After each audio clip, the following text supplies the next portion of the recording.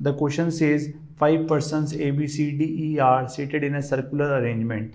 If each of them is given a hat of one of the three colors red, blue and green, then the number of ways of distributing the hats such that the persons seated in adjacent seats get different colored hat. Okay start करते हैं। तो देखो 5 लोगों को है circle में बिठाना है। सबसे पहले तो सर्कल में बिठाना है, जैसे ये ए बी सी डी और ई, ये 5 लोगों को बिठाना है और इनको हेड्स डिस्ट्रीब्यूट करनी है। 3 कलर की हेड हमारे पास है, रेड, ब्लू एंड ग्रीन, और इस तरह से हेड देनी है कि कोई भी 2 एडजेसेंट पर्सन्स की हेड सेम कलर की नहीं होनी चाहिए, राइट। तो एक बात तो ऑब्वियसली नज़र आ रही है कि अगर हम लोग ऐसा नहीं कर सकते कि किसी भी 3 पर्सन की हेड सेम कलर की नहीं हो सकती, क्योंकि किसी भी 3 पर्सन की सेम कलर की हेड हुई तो ऑटोमेटिकली फिर तो कोई ना कोई ऐसा होगा जिनकी एडजेसेंट की सेम कलर की हेड हो जाएगी। आ रही बात समझ में? क्योंकि 5 ही लोग हैं। मान लो इसको रेड दे दी ए वाले को, ए को रेड दे दी तो ई और बी को तो दे नहीं सकता, ई और बी को दे नहीं सकता, तो मतलब डी और सी को दे देंगे रेड, और डी और सी को रेड दे देंगे तो फिर डी और सी तो एडजेसेंट हो गए ना।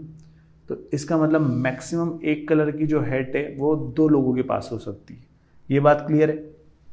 चलिए, तो इस हिसाब से अपन पॉसिबिलिटीज काउंट करते हैं। क्या पॉसिबिलिटीज हो सकती है?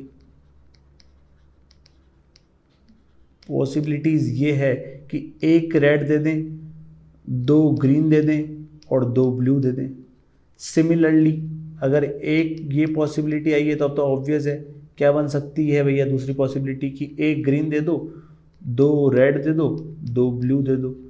और उसके अलावा एक केस ये भी बन सकता है कि एक ब्लू दे दी इस बार और बाकी 2 दे दी, 2 ग्रीन और 2 रेड। तो ये 3 पॉसिबिलिटी हमारे पास आई है। अब अपन देखते हैं चलो कि ये कैसे करा जा सकता है कि 1 रेड 2 ग्रीन और 2 ब्लू कैसे दे सकते हैं। तो एक रेड देनी है, मतलब 5 में से किसी एक पर्सन को एक रेड देनी है, तो 5 में से किसी एक पर्सन को सेलेक्ट करा, उसको रेड दे दी। लेट सपोज ए वाले को रेड मिल गई, समझने के लिए आप मान लेते हैं कि इसको रेड मिल गई।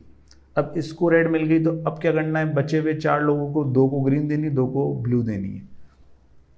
अब मुझे पता है एडजेसेंट को सेम दे नहीं सकता, तो अब इसमें 2 पेयर बनते हैं, ई सी और बी एंड डी। तो क्या कर सकते हैं, ई सी को अगर आपने ग्रीन दे दी तो बी और डी को ब्लू देनी पड़ेगी, या फिर उल्टा कि ई सी को ब्लू दे दी तो बी और डी को आपको ग्रीन देनी पड़ेगी। तो यहाँ पे फिर 2 पॉसिबिलिटी आ रही है। आ रही है बात समझ में? तो इंटू 2, तो ये कितने तरीके हो गए, 10 वेज हो गए। अब टोटल ये जब केस काउंट करा अपन ने, जब एक रेड 2 ग्रीन और 2 ब्लू दिए, तो इसके करस्पॉन्डिंग एक ग्रीन और एक ब्लू और वाला केस हो जाएगा। तो इस आंसर को बेसिकली क्या करो, तो 3 से मल्टीप्लाई कर दो, तो टोटल नंबर ऑफ वेज कितने हो जाएंगे, 3 into 10 that is 30 ways। तो ये गिवन वर्क अपन 30 वेज से कर सकते हैं। So the correct answer for the problem is 30। Thank you.